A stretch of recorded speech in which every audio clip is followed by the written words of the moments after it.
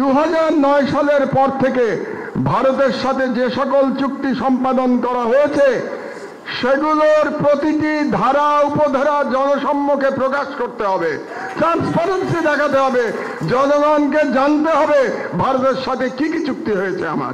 1, 2 এটার second part হচ্ছে এগুলো পুনর্বিবেচনার জন্য একটা কমিটি গঠন করতে হবে যেখানে দেশপ্রেমিকরা থাকবে, যেখানে ডক্টর ইফতেখারুজ্জামান এবং ডক্টর দেবপ্রিয়র মতো কোনো ব্যক্তি, ফ্যাসিবাদের কোনো দোসর এবং ভারতীয় হেজেমনির দেশীয় কোনো দালাল থাকতে পারবে না।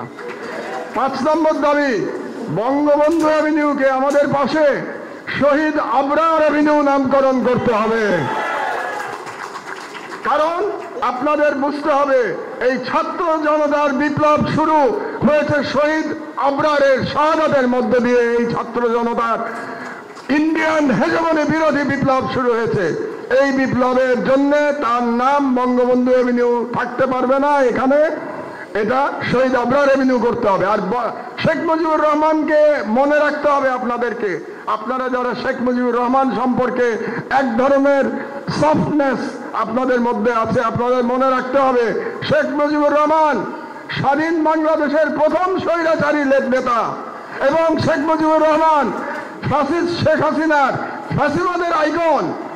একটা ফ্যাসিবাদ উত্তর বাংলাদেশে কোন ফ্যাসিবাদের আইকনের নামে কোন স্থাপনা থাকতে পারবে না। পরিষ্কার কথা আমাদের।